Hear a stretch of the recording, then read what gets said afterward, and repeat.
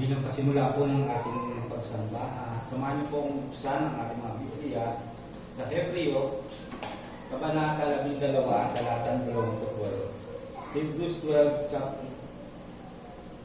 chapter 12, verse 28.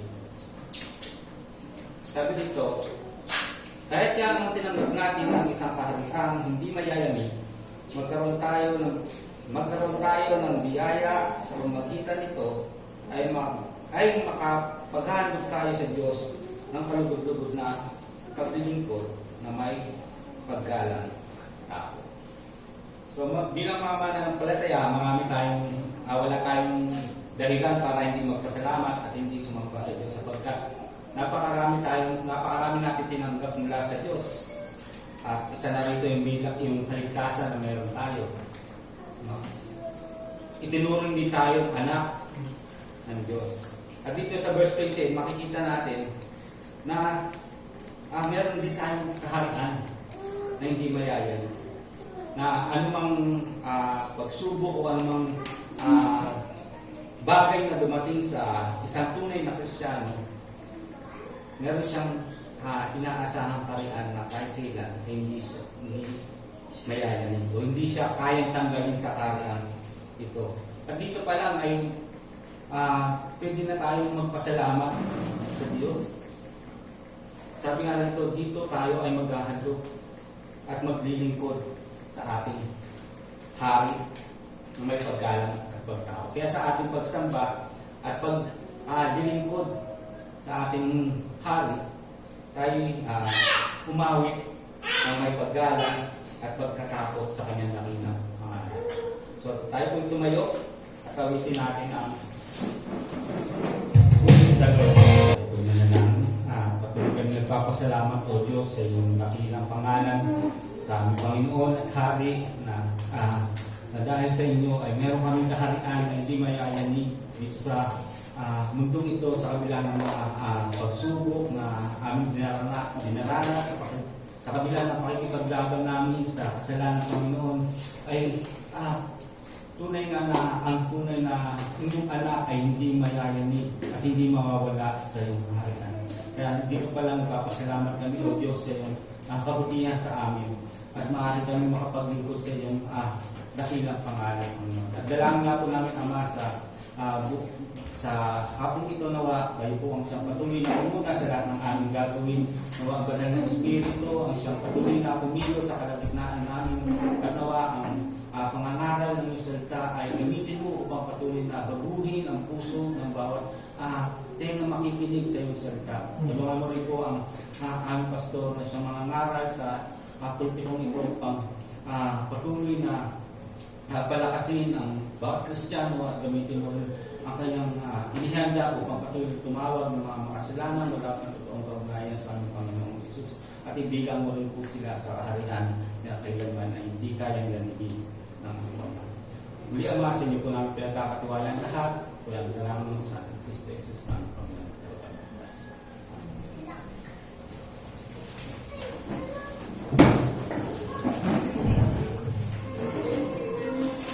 Pag-aaral ng salita ng Diyos, meron po kayong mga Biblia, ay samahan niyo po bumuksan ito sa Ebanghelyo sa ayon kay Marcos, Kabanatang 10. Ang talata po ay 46 hanggang 52.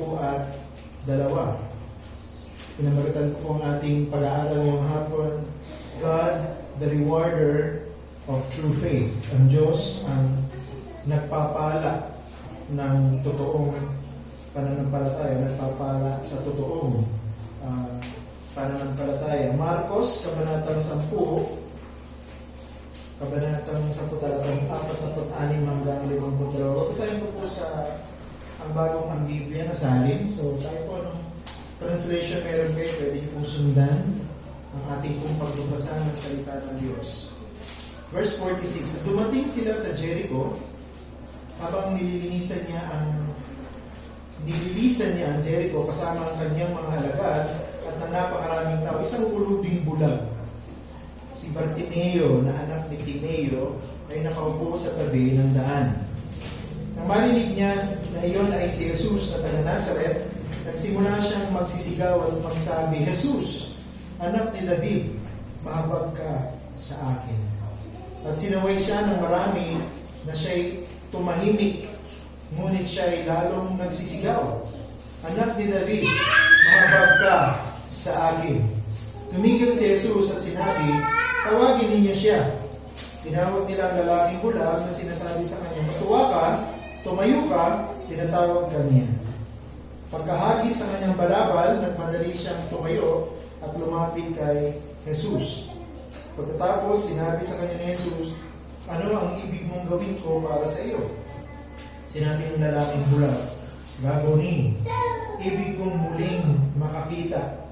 Sinabi niya sa kanya, pag sinabi sa kanya ni Jesus, humayo ka, pinagaling ka ng iyong pananampalataya. Agad na nagbalik ang kanyang paningin at siya'y sumunod sa kanya sa daan. Ito po ang salita ng Diyos. Sa area ng psychology, yung mga experts dito ay tinatawag na psychologists. Ang kanilang field, ang tawag po dyan ay clinical psychology. Kahit ito pong mga doktor na ito, mga experts na ito, na patawagin ay clinical psychologists, ay naniniwala na yung ugali ng pagiging dismissive is not a proper behavior. Kaya po kung pamili kayo dun sa ugali na siya na lang ang tama, no? At lahat ay mali.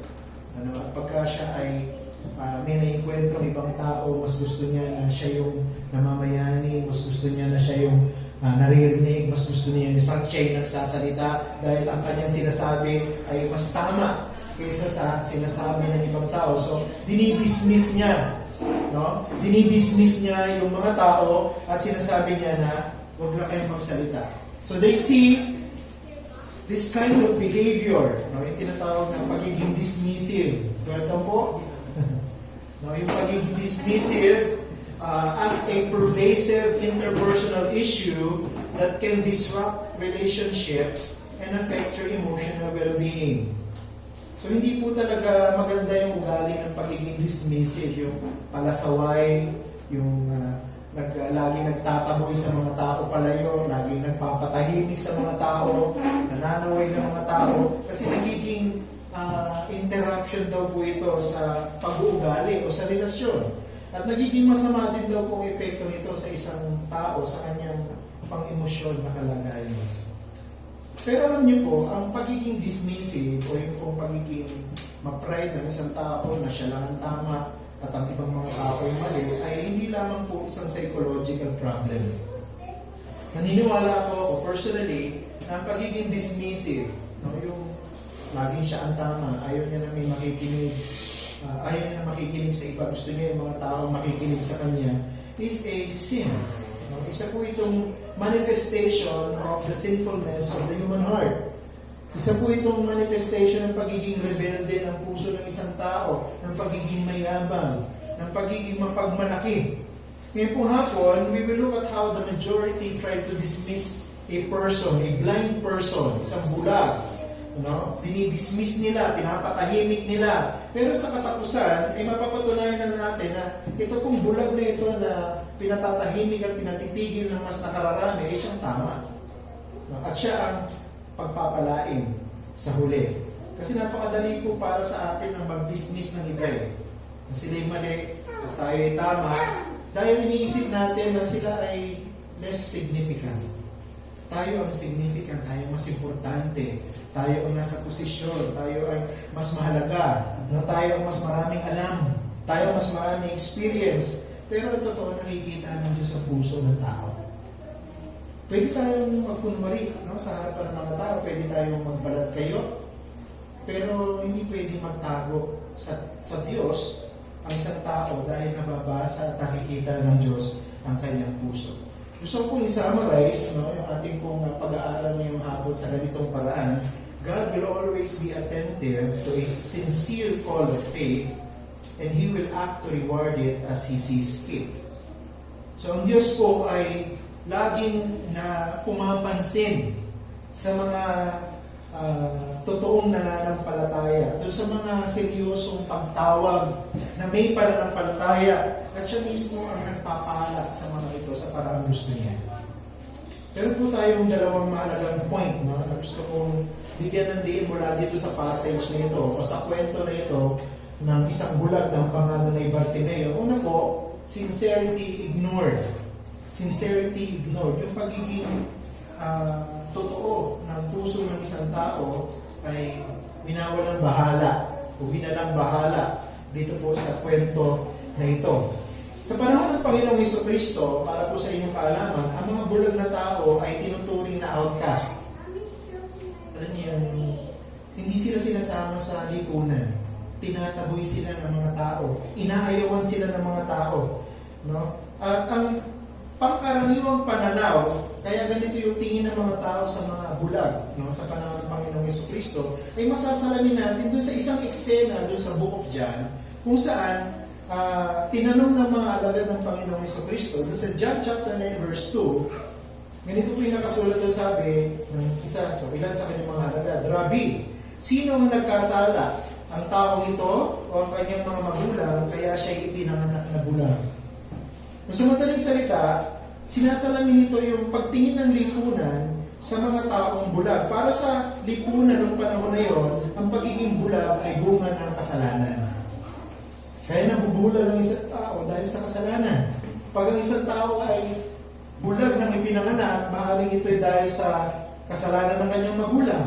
Kaya siya nabulag. So yung kasalanan ang tinutukoy nilang dahilan kaya ang tao nabubulag. Kaya pagka isang tao sa lipunan ng panahon ay bulag, ayaw nila. Tinatalikuran nila, tinataboy nila, ipinupush nila away. Pero kung naniniwala dito po sa kwento na ito, gusto makita ni Mark, no? Gusto nating makita ni Mark na mayroong problema, mayroong irony dito eh. Ano yung irony dito? Yung mga tao na akala nila sila ay nakakikita, ang totoo sila yung bulag. Yung mga tao na nag-iisip na itong si Bartimeo na bulag ay ignorante, sila ang totoong ignorante. Niisip nila, walang alam si Bartimeo at nagsasalita siya ng mga bagay na hindi niya naiintindihan. Pero totoo, sila na nakararami ang hindi nakakaintindi. At sila na nakararami ang hindi nakakaunawa. It is the people who can see that are ignorant. Hindi po itong bulag na si Bartimeo. Yung kanilang pagiging ma-pride, no? Ang bumubulag sa kanila, ang nagpapamanhid ng kanilang damdamin, yung prejudice nila ang nagiging dahilan kung bakit sila nagiging dismissive, no, sa kanilang kapwa. At totoo, sa huli, ministrate nila no? Ginawa nila ng masama si Bartimeo sa pamamagitan ng masamang pagtrato sa kanya. Gusto nila makita ni Jesus yung kanilang pagiging sincere by dismissing a blind person. Pero yung totoo, yung blind person na yun, ang pangalan ni Bartimeo, yun yung sincere. At sila yung nagpupunwari lamang. Mark wants us to learn here that people can be sincere yet sincerely wrong. Pwede nga mga tao talagang sincero. No? Pero ang totoo, pwedeng sincere ang tao, pwedeng seryoso yung tao, pero mali ang kanilang pagiging seryoso. So pinakita niya sa atin yan sa dalawang paraan. Una, because of their ignorance, they rebuke the blind man. Dahil sa kanilang kawalan ng pangunawa, ng pagkaintindi, pinatahimik nila, nirebuke nila, sinaway nila ang lalaking bulag. Sabi doon sa verse 48a sa ating talata, sa ating passage, at sinaway siya ng maraming. Sinaway si Bartimeo kasi sumisigaw siya eh. Nung narinig niya na si Jesus ay nandiyan lang sa paligid niya, sumisigaw siya. Diba? Pero anong ginawa ng mga tao sa kanya? Sinasaway siya. Sinasaway siya, pinapatahimik siya. Yung kung salitang sinaway sa original, ang ibig po sabihin niyan, warning to prevent something from going wrong. Ibig sabihin, sinasaway ng mga tao si Bartimeo dahil ayaw nila na meron siyang gawing mali sa harapan ni Jesus. Parang sincere, no? Tahimik, huwag kang magsalita, huwag kang maingay. Kasi baka mamaya makapahiya tayo sa harapan ni Jesus. Parang sincere yung mga tao. Kaya sinasaway nila si Bartimeo, huwag kang magsalita. Ano? They were trying to restrain this blind man kasi ayaw nila na gumawa siya ng isang bagay na, alam mo yun, magpapahiya sa kanya o sa mga tao sa harapan ni Jesus. Para kasi sa mga tao sa lipunan, yung pagiging bulag ay pagiging makasalanan. At para sa mga taong ito, ang mga bulag nakakainis. Alam niyo na nuisance, sagaban, nakaharap sa daan. Itong mga taong bulag ay walang pakinabang. Kaya ayaw nila na sila ay magsasalita. Ayaw nila na sila ay magpapakilala. Ayaw nila na sila ay mapapansin. So tumahimik ka na lang. Huwag kang magsalita. Makaka-istorbo ka lang kay Jesus. Pinilit nilang siya ay pigilan dahil iniisip nila na maaaring siya ay humadlang sa pwedeng gawin ni Jesus. Sa mga panahon na yun, tingnan mo kung gaano katindi yung kanilang prejudice, kung gaano katindi yung kanilang negative na impression, negative na patingin sa mga taong bulag, katulad ni Bartimeo. Pero para sa akin, kaibangan yun. Arrogance. Madalas ang pagiging mayabang ng isang taong bumubulag sa kanya para hindi niya makita na yung parang ginagawa ng ibang tao ay mahalaga. Yung parang ginagawa ng ibang tao dapat din pansinin. Di ba yan ang nagiging dahilan kaya ayaw natin mapansin ang iba? Kasi gusto natin tayo lang napapansin. Gusto natin tayo lang pinapahalagaan. Pero hindi ganoon ang nangyari dito sa kwento na ito. Kasi gustong patunayan sa atin ni Marcos, gustong patunayan sa atin ng Biblia na Christianity is not like this.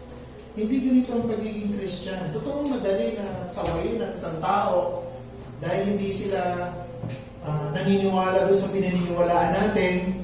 Madaling sawayin at patahimikin ng ibang tao dahil hindi nila isinusulong yung gusto nating mangyari. Pero pag pinag-usapan natin yung pagiging Kristiyano, ganito yung sinasabi ng Biblia. Sa Pilipos, Kabanatang 2, talatang 3 hanggang 4, ganito yung nakasulat. Sabi, huwag ninyong gawin ang anuman dahil sa pansariling hangarin o dahil sa kayabangan. Sa halip, magpakumbaba kayo at ituring ang iba na mas mahalaga kaysa inyong sarili. Pahalagahan ninyo ang kapakanan ng iba at hindi lamang ang kapakanan ng inyong sarili. Kita niyo? Kung ang pag-uusapan ay ano bang turo ng Biblia na dapat ugali natin sa ating kapwa, hindi tayo dapat katulad ng mga tao nito na pinapatahimik ang isang bulag na ang pangalan ni Bartimeo, na iniisip na wala naman siyang sasabihin tama, na wala naman siyang gagawing wasto. So tumahimik ka na lang, baka ano ka pa, makahadlang ka pa, makaistorbo ka pa sa kung ano yung maaaring mangyari. Isipin mo rin yung kapakanan nila. Paano kung tama sila at ikaw ang mali? Paano kung meron silang mas magandang gagawin kaysa sa gusto mong gawin? Diba? Yung sinasabi sa atin ni Apostol Pablo, Kristiyano, mas alam dapat ang tamang pag-uugali. Hindi po tayo dapat nananaway, hindi po tayo dapat nang-dismiss ng iba. Huwag natin pipigilan ng iba sa gusto nilang sabihin. Huwag natin pipigilan ng iba sa gusto nilang gawin. Dahil baka mamaya, yung gagawin nila ay mas tama pa pala. Higit pa doon, huwag natin kalimutan na ang Diyos ang huhusga sa motibo ng puso ng tao. Hindi natin nakikita yung puso ng ibang tao. Tayo, alam natin yung laman ng puso natin. Di ba? Dahil nasa kasalanan, ayaw pa nga natin aminin yung masamang laman ng puso natin. Pero ang Diyos, walang pwedeng itago sa Kanya. Ang Diyos ang huhusga at siya ang nakakakita kung ang laman ng puso ng tao ay totoo o pakunwaring lang. Pangalawa na tinuturo sa atin dito na dapat nating iwasan sa pagtrato natin sa ating kapwa. Yung ginawa nila, because of their ignorance, they silenced the blind man. Una, sinaway. Pangalawa, tinatahimik. Sabi dun sa verse 48:8, at sinaway siya ng marami at siya'y tumahimik. Dahil siya sinasaway, paulit-ulit ang kanyang naririnig na pagsaway sa kanya, napatahimik siya. Pinatahimik siya. Yung pong salitang silence o pinatahimik dito ay meron pong negative na meaning. Kasi madalas pag sinabing pinatahimik, huminto lang sa kanyang pagsasalita. No, yung isang nagsasalita, pinatahimik, huminto sa kanyang pagsasalita. Pero dito may mas malalim pang kahulugan yung pinatahimik. The people who were not just trying to keep, the people here were not just trying to keep Bartimaeus from shouting. Iniiwasan din ng mga tao na doon siya magsalita dahil naniniwala sila na ang mga taong bulag, walang alam, mangmang, hangal. Kaya ayaw nilang magsalita si Bartimeo kasi bulag siya. At dahil bulag siya, hangal siya, mangmang siya, wala siyang alam. Hindi kami yung pamamaliit. Ang mga tao, ayaw nilang nagsasalita yung mga taong mangmang. Panoorin niyo yung mga Senate hearing. Nakapanood ba kayo ng mga Senate hearing? Diba? Halos yung ibang mga senador ayaw nang pagsalitain yung mga tao na nandun sa witness stand. Dahil yung iba sa kanila naniniwala, wala namang sinasabing matino. Tumahimik ka na lang. No? Huwag ka na magsalita. Nakaka-irritate, di ba? Nakakainis. Yan ang pakiramdam ng marami. They only bring trouble. Pero mas madalas, yung ating pong pag-uugali na ganito ay nagpapakita ng ating mismong kahangalan. Itong mga tao mapanaway, itong mga tao nagtuturo sa mga tao, maahimik ka na lang, sila yung mga mangmang. Sila yung mga hindi nakakaintindi. Ang pride natin, ginagawa tayong mangmang. Pag sobrang taas yung pride natin, hindi na tayo nakakapag-isip ng matino. Mapupuno na ng hangin yung ating pag-iisip. Wala nang direksyon. Nagiging mangmang po tayo. Hindi ko po alam na napapanood niyo sa internet yung mga short films na pinapakita doon, hinahamak ng mga tao yung isang tao na akala nila yung mangmang. Pero sa huli pala yung boss. Nakapanood kayo ng gano'n.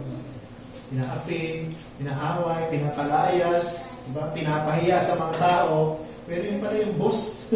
Tapos sa huli, no? Papakita siya yung boss, tapos napapahiya yung mga sumasaway sa kanya. Yan ang nangyayari dito sa kwento na ito. Madali tayong hindi mamansin ng tao, manaway ng tao, magpatahimik ng tao, kasi iniisip natin mas magaling tayo kaysa sa kanila, pero ang Panginoon hindi ganun. Ang Panginoong Hesus hindi ganun.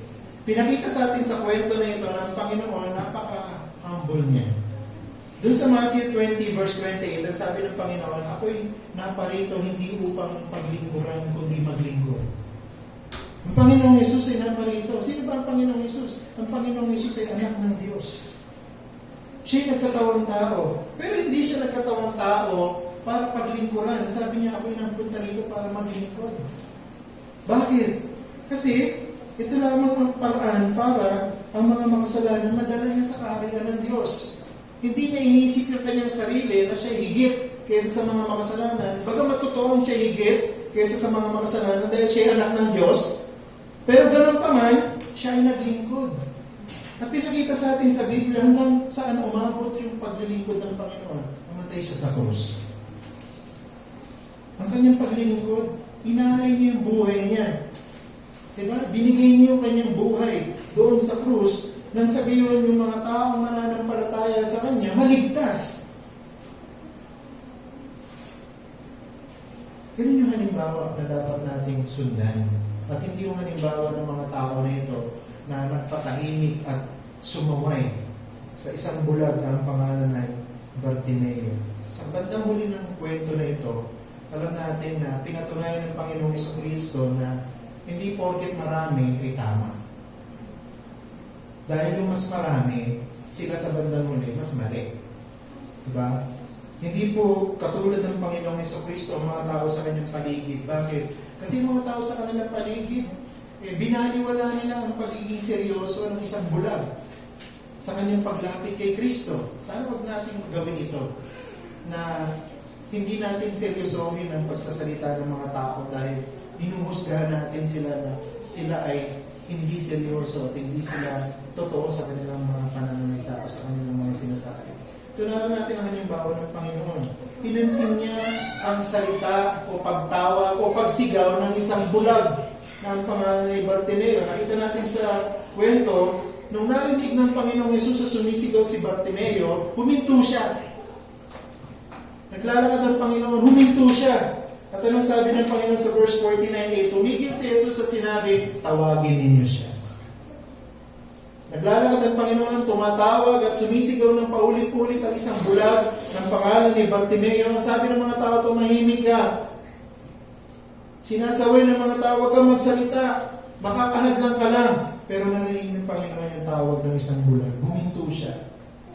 At ano nangyari sa bandang huli? Ito naman si Jesus ang tumawag kay Bartimeo. Bakit? Dahil nakita ng Panginoong Yesus ang pagiging seryoso ng pagtawag ng isang bulag sa kanya na ang pangalan ay Bartimeo. So ano naging resulta? Punta tayo sa pangalawa, faith is rewarded. Faith is rewarded. So umpisa, hindi pinapansin, no? Binabaliwala ang kanyang pagiging seryoso ng mga tao. Pero hindi binaliwala ni Jesus ang kanyang pagiging seryoso. Ang kanyang pagtawag, narinig ni Jesus. Pinansin ni Jesus. At ginantimpalaan ni Jesus ang kanyang pananampalataya. Dito po sa story na ito, si Mark, gusto niya turuan tayo na ang Panginoong Jesus, bagamat malapit na siya doon sa krus ng Kalbaryo, hindi nawala sa paningin ng Panginoon ang kanyang misyon. At anong misyon ng Panginoon? Hindi nawala sa atensyon ng Panginoon ang mga taong nangangailangan ng kaligtasan. Hindi na-distract ang Panginoon doon sa mga sinasabi ng mga tao sa paligid niya. Kahit na maraming nagsasalita sa paligid niya, naririnig niya ang pagtawag ng mga seryosong nangangailangan. Maaring ang Panginoon ng panahon nito ay lumalakad siya papunta sa isang direksyon. Nung marinig niya ang tawag ng isang bulag, nung marinig niya ang sigaw ng isang bulag na nagmamakaawa sa kanya, huminto siya at tumingin siya sa direksyon ni Bartimeo. Nakita niyo kung gaano kalambot ang puso ng Panginoon. Malambot ang puso ng Panginoon. At hindi niya babaliwalain ang pagtawag ng sino man sa atin na tumatawag sa kanya ng may pananampalataya. Kahit gaano kalakas ang pagtawag, kahit gaano kahina ang pagtawag mo, maririnig ni Jesus. At papansinin niya yan. Hindi po yan mapapangibabawan ng lakas ng boses ng mas nakararami. Nakita niya, narinig niya ang pagtawag ni Bartimeo at naalaman ng Panginoong Jesucristo na si Bartimeo ay nagsasabi ng totoo. Bakit? Huminto siya. At sinabi niya, tawagin ninyo siya. Nakita ng Panginoon ang hindi nakita ng marami. Napansin ng Panginoon ang pananampalataya ng isang bulag na ang pangalan ay Bartimeo. Dito makikita natin ang ilan sa mga katangian ng totoong pananampalataya na kahit ang Panginoong Jesucristo tiyak na papansinin niya. Ang totoong pananampalataya, papansinin ng Panginoon. At ito yung mga katangian ng totoong pananampalataya. Una, true faith admits personal misery because of sin. Ang totoong pananampalataya, inaamin niya yung kanyang pagiging miserable dahil sa kanyang kasalanan. Tingnan niyo po yung sigaw ng bulag na si Bartimeo sa verse 48b. Ano sabi dyan? Anak ni David, mahabag ka sa akin. Di ba? Sinasaway siya ng mga tao. Pinapatahimik siya. Anong ginawa ni Bartimeo? Lalo siyang sumigaw. Inulit niya pa yung kanyang sigaw. Anak ni David, mahabag ka sa akin. O maawa ka sa akin. Yun ang pinakamalapit na Tagalog translation ng mercy. Jesus, Son of David, have mercy on me. Madalas, ang pagkaintindi natin sa awa ay damdamin, di ba? Naawa ko. Nakakaawa naman yung pulubi. Nakakaawa naman yung bata. Nakakaawa naman yung lumpo. Nakakaawa naman yung namamalimos. Naramdaman mo yung awa. Pero dito, hindi po emosyon lang ang tinutukoy dito naawa o maawa. Si Bartimeo, hindi po siya humihingi ng damdamin ng pagkaawa. Si Bartimeo, ang hinihingi niya kay Jesus, hindi yung emosyon ni Jesus. Ang hinihingi ni Bartimeo kay Jesus, yung kayang gawin ni Jesus para sa kanya. Nung sumigaw si Bartimeo, Jesus, anak ni David, maawa ka sa akin. Sinasabi niya, Jesus, ikaw lang ang makakatulong sa akin. Meron akong kailangan na ikaw lang ang pwede magbigay. Judging how the story ended, maaaring si Bartimeo hindi pangkaraniwang tao. Maaaring si Bartimeo ay hindi dating bulag. Maaaring si Bartimeo ay nabulag na lang siya nung naging adult siya o later on sa kanyang buhay. Hindi ako naniniwala na si Bartimeo ay bulag nung pinanganak. Napaka-posible na si Bartimeo, bago siya nabulag, isa siyang seryoso at reliyosong Hudyo. Maaaring siya pumupunta sa sinagoga tuwing araw ng Sabado para makinig sa pangangaral ng kasulatan, o pagtuturo ng kasulatan. Maaaring marami siyang memorize na mga talata sa lumang tipan patungkol sa ipinangakong Mesaya.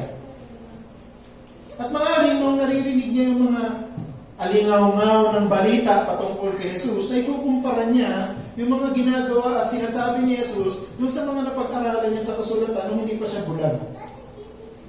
At maaaring yung mga katotohanan na ito ng pag-aralan niya at naikukumpara niya ang ginamit ng Diyos para bigyan siya ng pananampalataya.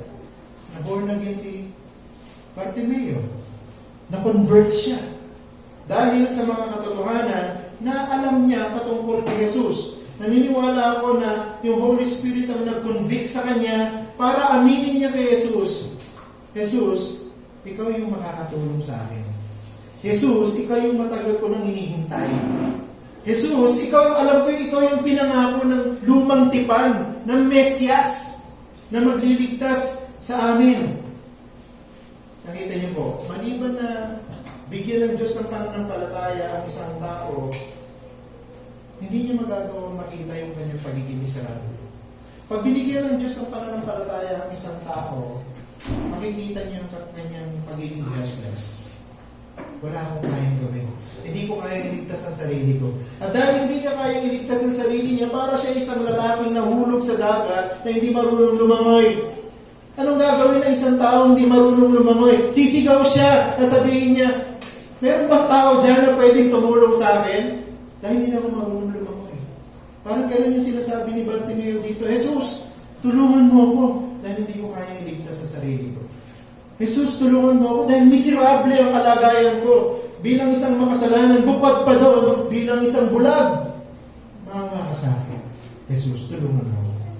Inamin niya, Jesus, na wala siyang magagawa at miserable siya sa kanyang kalagayan, sa kasalanan. Pangalawa, true faith recognizes who Jesus really is. Ang totoong pananampalataya, kinikilala kung sino si Jesus. Paano po tinawag ni Jesus o ni Bartimeo si Jesus sa kwento sa mga talatang ito? Sa verse 48b, tinawag niya si Jesus na anak ni David. Tingnan niyo, sabi niya, Jesus, anak ni David. Hindi niya naman sinabing Jesus, maawa ka sa akin. Hindi. Sabi niya, Jesus, and then dinugtungan niya, anak ni David. Napakahalaga po nun. Ito pa yung isang patunay doon sa sinabi ko na si Bartimeo, bago siya naging bulag, ay relihiyosong Hudyo. Bakit? Kasi yung pong titulo na anak ni David ay matatagpuan sa lumang tipan. At yung titulo na tawag na anak ni David ay ginagamit ng lumang tipan para tukuyin yung Mesyas.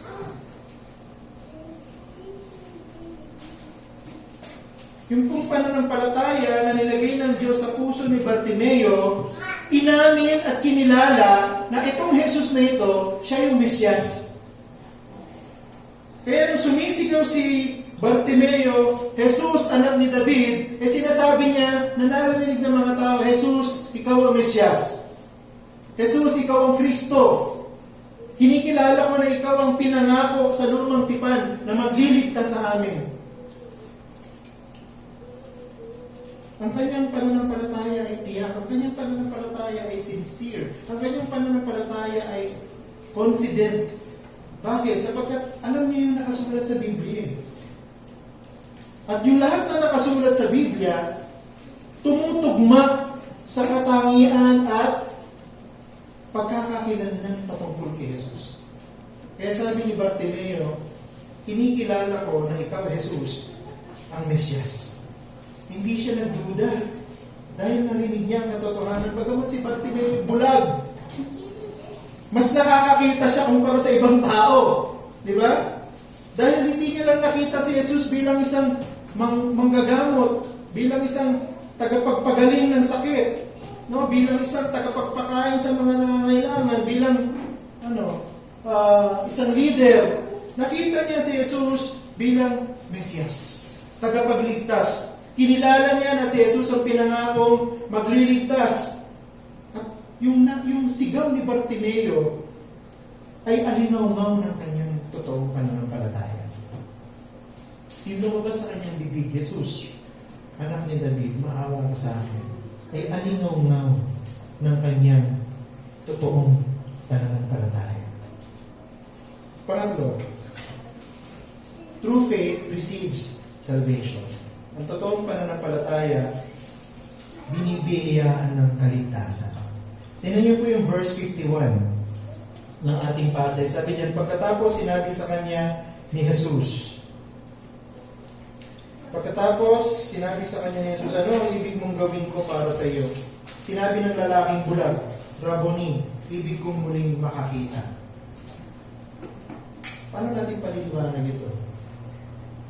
Ibig mong sabihin, kaya tinawag ni Bartimeo si Jesus na anak ni David o Mesyas ay dahil naniniwala siyang pagagalingin siya. Paano totoo yun? Alam ni Bartimeo na si Jesus ang Mesyas at kaya siyang pagalingin ni Jesus. Bakit? Dahil ipinakita sa lumang tipan na isa sa mga gagawin ng Mesyas sa kanyang pagdating, magpapagaling siya ng mga bulag. Pakinggan yung sinabi dun sa Isaiah 42 verse 16. Sabi nga nito, ito yung tinutukoy yung darating na Mesyas. Wala pa yung Mesyas nito nung sinulat. Ang sabi ni Isaiah dito, Propeta Isaiah, at aking aakayin ang bulag sa daan na hindi nila nalalaman. Sa mga landas na hindi nila nalalaman, sila ay aking papatnubayan. Aking gagawin liwanag ang kadiliman sa kanilang harapan at ang mga baku-bakong lugar ay papatangin. Ang mga bagay na ito ay aking gagawin sa kanila at hindi ko sila papabayaan. At marami pa na mga hula sa lumang tipan na nagsasabi, yung darating na Mesyas, malalaman mo na siya yung Mesyas dahil magpapagaling siya ng mga may sakit kasama na yung mga bulag. Alam ni Bartimeo yun. Bakit? Nag-aral siya ng kasulatan Narinig niya yun ay tinuro ng mga teachers sa sinagoga na pag dumating yung Mesyas, isa sa mga patunay, magpapagaling siya ng mga bulag. Nabulag siya. Kaya alam niya na kung si Jesus ang totoong Mesaya ang pinangako ng lumang tipan, kaya niya magpagaling ng bulag. Natandaan niyo isa pa, yung panahon ni John the Baptist. Di ba si John the Baptist nung hinuli siya saan naman nagsimula yung ministry ni Jesus nung nakulong siya. So, maraming followers si John the Baptist, inutusan niya pumunta kay Jesus para tanungin, ikaw na nga ba yung Messiah na hinihintay namin? Ito yung mababasa natin sa Mark 11, verse 2 to 5. Nang mabalitaan ni Juan na noon ay nasa bilangguan ang tungkol sa mga gawa ng Kristo, nagsugo siya ng kanyang mga alagad at ipinatanong, ikaw na ba ang darating o maghihintay pa kami ng iba? Sumagot si Jesus sa kanila, pagbalik ninyo kay Juan ay sabihin ninyo sa kanya ang inyong mga narinig at nakita. Nakakita ang mga bulag. Yung agad ang una.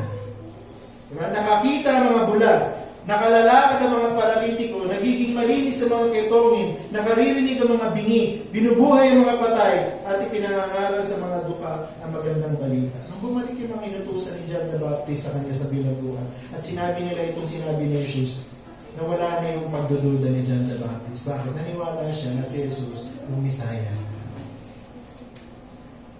Alam din ni Bartimeo yun. Kaya sabi niya, Jesus, anak ni David, maawa ka sa akin. Nung sinabi ng Panginoon, ang gusto mong gawin kasi, pagalingin mo ako. Sa madaling salita, si Bartimeo, naniwala siya na si Jesus ang Mesiyas, kaya niya hiniling na pagalingin ang kanyang pagiging bulag. Hindi siya humiling na pagalingin ang kanyang pagiging bulag dahil gusto niyo maniwala.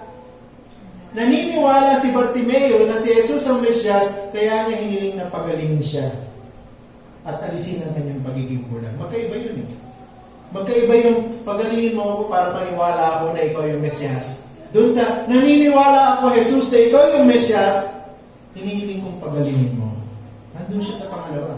Naniniwala si Bartimeo na si Jesus yung pinangako Mesyas mula sa lumang tipan, kaya niya hiniling pagalingin siya at alisin ang kanyang pagiging bulag. Kaya anong sabi ng Panginoon sa kanya sa verse 52, humayo ka, pinagaling ka ng iyong pananampalataya. Kaya sabi ko sa inyo, si Bartimeo, na-convert siya, na-born again siya. Kasi meron siyang faith eh.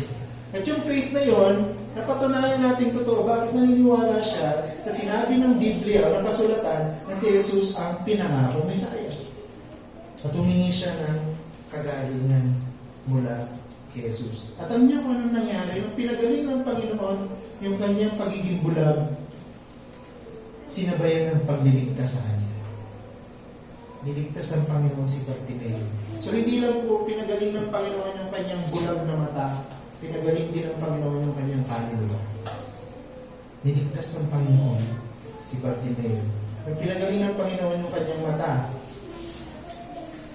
inayos niya din yung kanyang kalagayan sa Diyos, yung kanyang relasyon sa Diyos.